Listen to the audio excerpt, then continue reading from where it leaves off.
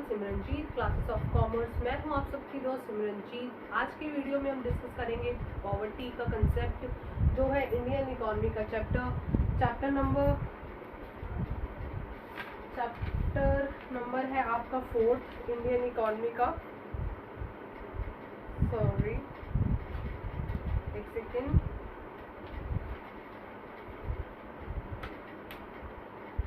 Sorry, 5th chapter है Indian economy का। तो शुरू करते हैं पॉवर्टी। आज की वीडियो शुरू करते हैं। वीडियो शुरू करने से पहले आप सभी से रिक्वेस्ट है, अगर मेरी वीडियो आपको अच्छी लगे तो इसे लाइक करें, शेयर करें और सब्सक्राइब करें।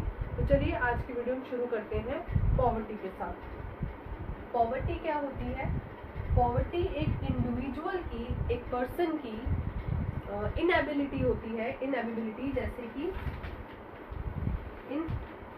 जैसे कि वो पर्सन अपनी जो मिनिमम रिक्वायरमेंट है, जैसे कि फूड, क्लोथ, शेल्टर, ये मेडिकल फैसिलिटीज, जो इन सबको भी पूरा नहीं कर सकता, उसे कहते हैं हम पॉवर्टी। वो होता है गरीब।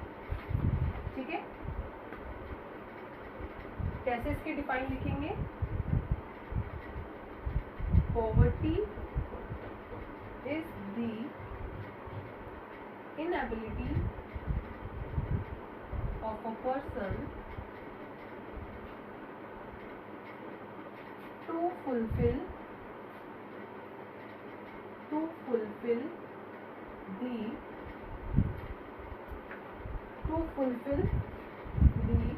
basic, जो हमारी बेसिक जरूरतें हैं, बेसिक रिक्वायरमेंट ऑफ लाइफ। जो पर्सन अपनी जिंदगी की बेसिक रिक्वायरमेंट्स को भी पूरा नहीं कर सकता, वो आता है पॉवर्टी में। ठीक है, मैं यहाँ लिख रही हूँ विच इंक्लूड क्या क्या आता है मिनिमम बेसिक रिक्वायरमेंट्स में? हाउसिंग, हेल्थ फैसिलिटीज,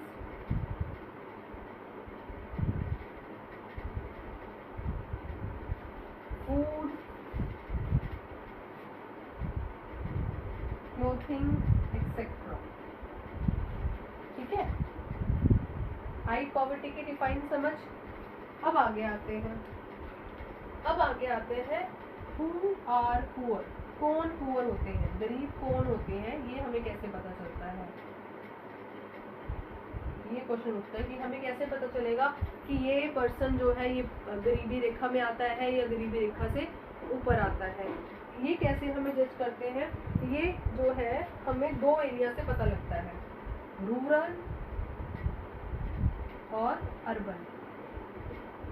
ठीक है, अर्बन एरियाज में पुअर कौन होते हैं? जो रोड साइड वेंडर्स होते हैं।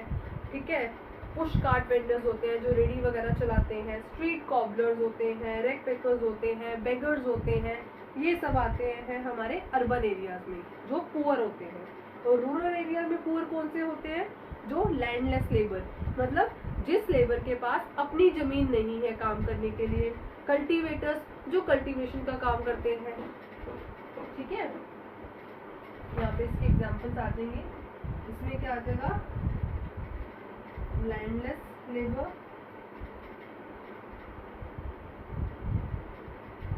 और दूसरा कल्टीवेटर। इसमें push cart vendors, beggars, street cobblers, ये सब गरीबी रेखा में आती है। अर्बन एरियाज में ये सब और रूरल एरिया में ये सब। अब आगे नेक्स्ट पॉइंट की तरफ चलते हैं। तो हम बताएंगे इसके कैरेक्टरिस्टिक्स क्या होते हैं। अब हम आते हैं, पॉवर्टी डिफाइन होगी। अर्बन और रूरल एरियाज में किनको पॉवर्टी में, गरीबी रेखा में देखा जाता है। अब हम आते हैं इसके कैरेक्टरिस्टिक्स पे। ये जो है ये बेसिक चीज़ें हैं। ये चैप्टर बहुत जल्दी ख़त्म हो जाएगा। मैं 2 वीडियोस में अपना ये चैप्टर फिनिश कर दूंगी।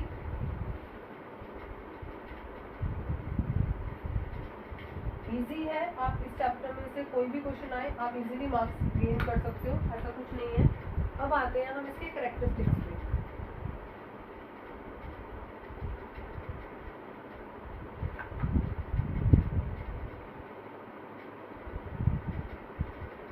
कैरेक्टरिस्टिक्स ऑफ पॉवर्टी, क्या क्या कैरेक्टरिस्टिक्स होते हैं ध्यान दीजिएगा। फर्स्ट पॉइंट इसमें आता है पुअर हेल्थ। इन लोगों की हेल्थ अच्छी नहीं होती, जो लोग गरीब होते हैं इनमें हेल्थ इश्यूज बहुत ज़्यादा रहते हैं। दूसरा hunger, starvation and malnutrition.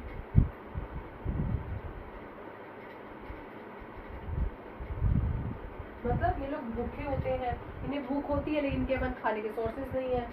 Starvation and malnutrition मतलब ये लोग बड़े ही गंदे एरियाज में बड़ी गंदगी वाला जिंदगी जीते हैं। मतलब ऐसी सिचुएशन जहाँ पे ये दुबले पतले में कैसे दिखते हैं, दुबले पतले होते हैं, इनमें न्यूट्रिशन की कमी होती है, ये सब। और third point lack of electricity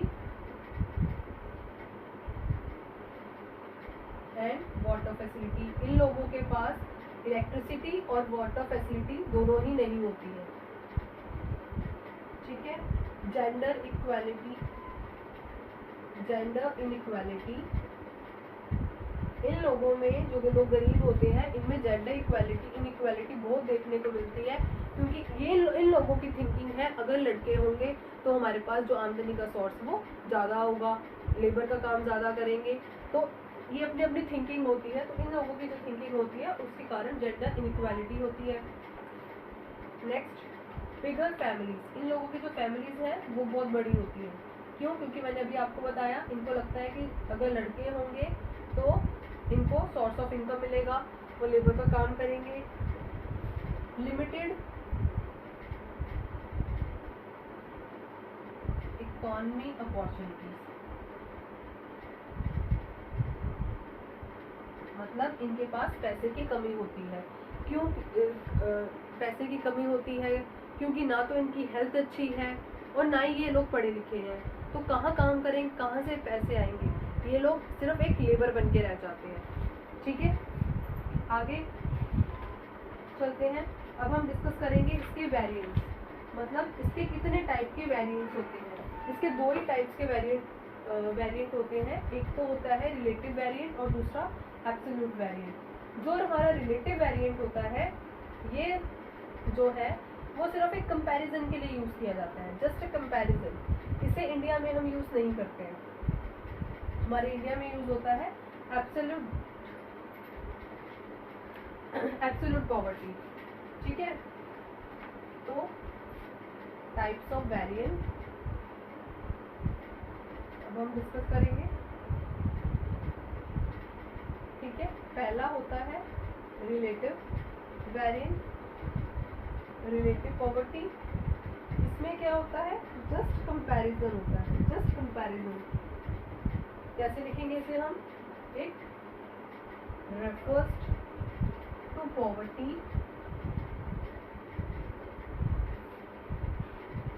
across different classes, religion, countries। आई समझ में? रिलेटिव पॉवर्टी में जस्ट एक कंपैरिजन होता है। मानो ए और बी दो पर्सन है, ए जो है वो 20,000 कमाता है पर मंथ और जो बी है वो 18,000 कमाता है। तो मैंने कह दिया कि बी जो है वो पुअर है, किससे? ए से, लेकिन हमने ये तो देखा ही नहीं कि वो कमाते कितना। ठीक है ना, ये जस्ट एक कंपैरिजन बन के रह गया है। जैसे कि it refers to the poverty across different classes, religion and countries. Countries में देखो, जैसे कि मैं कहती हूँ हम लोग कहते हैं कि जो इंडिया है वो पुअर है, किससे? यूके से। अरे इंडिया पुअर है लेकिन इंडिया में सभी पुअर थोड़ी ना है, ये सिर्फ एक कंपैरिजन है। इंडिया में इस पॉवर्टी का यूज नहीं होता, इंडिया में यूज होता है एब्सोल्यूट पॉवर्टी का यूज।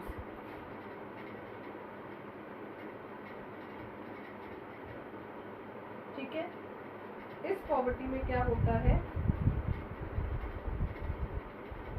इन इंडिया, हमारे इंडिया में the concept of concept of poverty line is used to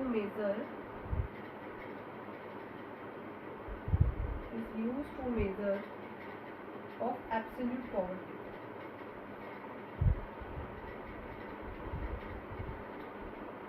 मतलब हमारे इंडिया में एक लाइन बना दी गई है जिसे हम कहते हैं पॉवर्टी लाइन।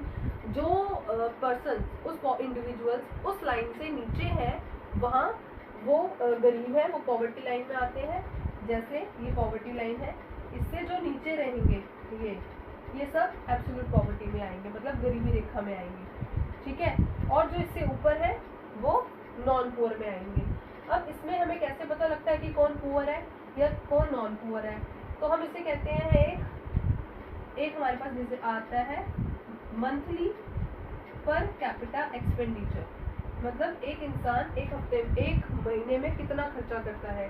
इसकी जो यूनिट डिसाइड हुई है वो है ₹15,000 पर मंथ,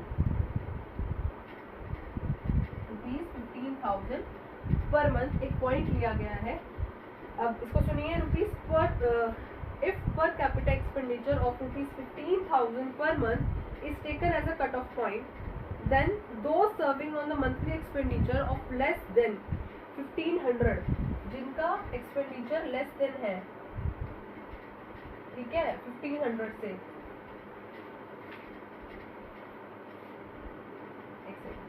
मतलब जो लोग 1,500 पर मंथ से कम कमाते हैं वो पॉवर्टी लाइन में आते हैं, और जो 15,000 से ज्यादा कमाते हैं वो नॉन पुअर में काउंट करते हैं, ठीक है, पॉवर्टी लाइन के अकॉर्डिंग।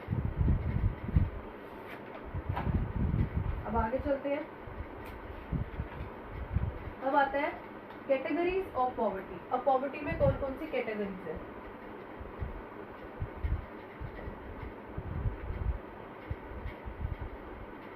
अब इसे ध्यान से देखिएगा, इसमें 5-6 कैटेगरीज हैं। बहुत इजी है, सिर्फ समझने पे डिपेंड है। अगर आपको अच्छी तरह से समझ में आ गया तो आप इसे अपने आप भी बना के लिख सकते हो, कोई रेक्टिफिकेशन की लर्न करने की आपको जरूरत नहीं है, ठीक है। अब आते हैं हम कैटेगरीज ऑफ पॉवर्टी। सबसे पहली ऑलवेज पुअर, जो हमेशा ही गरीब रहते हैं, ऑलवेज पुअर, ठीक है, जो हमेशा ही गरीब रहते हैं। इसे एक्सप्लेन करेंगे, आप चाहें तो मैं साथ साथ डिक्टेट कर रही हूँ, आप लिख सकते हैं। ऑलवेज पुअर में आता है these are the people who born in poverty, जिनका जन्म ही गरीबी में हुआ है, लिव्स इन पॉवर्टी, उन्हें जीना भी इसी गरीबी में है, and died in the poverty, जिन्हें मरना भी इसी गरीबी में है, वो होते हैं ऑलवेज पुअर। इसे ग्राफ पे देखा जाए तो ये देखिए, ये पॉवर्टी लाइन है, जो यहाँ रहते हैं इस गरीबी रेखा के अंदर ही, वो ऑलवेज पुअर होते हैं। सेकंड, यूजुअली पुअर, ये यूजुअली पुअर में क्या आता है, जो 90% तो जो है वो पॉवर्टी लाइन से नीचे गरीबी रेखा में ही रहते हैं, कभी कभी थोड़ा गरीबी रेखा से ऊपर हो जाते हैं, ठीक है। इसे कैसे लिखेंगे? These are also below poverty line, ये हमेशा पॉवर्टी लाइन से नीचे रहते हैं, but are occasionally better off than those are who are always poor. कभी कभी ओकेजनली ये 10% पॉवर्टी लाइन से बाहर आते हैं। थर्ड, क्रॉनिकली पुअर, इसमें क्या आएगा? This category include both always poor and usually poor. इस कैटेगरी में ऑलवेज और यूजुअल दोनों ही जो पुअर है वो इसमें इंक्लूड होते हैं। They are also below poverty line, ठीक है। Fourth, churning poor. Churning poor में क्या आएगा?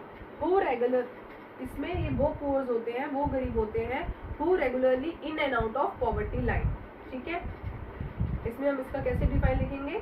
Who regularly in and out of poverty line, जो गरीबी रेखा से कभी नीचे आते हैं, कभी ऊपर जाते हैं, कभी नीचे कभी ऊपर, इस तरह से, इन्हें कहते हैं हम चर्निंग पुअर।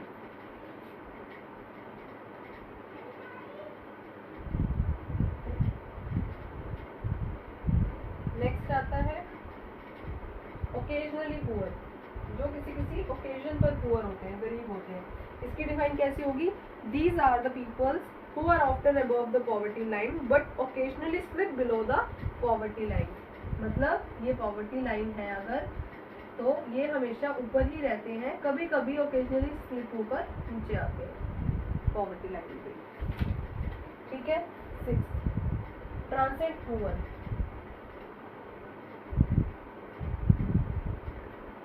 इसमें क्या होता है? Those in the categories of churning poor and occasionally poor put together are called transient poor। ठीक है, ये दोनों ही, मतलब these are those who are occasionally poor और are the churning poor। मतलब जो occasionally, मतलब वैसे तो वो poverty line के ऊपर ही रहेंगे, लेकिन कभी कभी occasionally नीचे आ सकते हैं। churning poor जो कभी ऊपर हो गए इन एंड आउट, कभी अंदर poverty line के अंदर हो गए, वो दोनों किस में आते हैं? ट्रांसेंट पुअर में। ठीक है, आई होप आपको वीडियो आज की समझ आई होगी। मैंने जिस टॉपिक को आपको क्लियर करने की कोशिश करी है, आप सभी स्टूडेंट्स को समझ में आया होगा। इससे आगे के जो टॉपिक्स हैं इसी चैप्टर के पॉवर्टी के, हम अपनी नेक्स्ट वीडियो में डिस्कस करेंगे। मिलते हैं अपनी नेक्स्ट वीडियो में। अगर मेरी वीडियो अच्छी लगी हो तो इसे लाइक करना, शेयर करना और प्लीज़ मेरे चैनल को सब्सक्राइब करिए। Bye bye.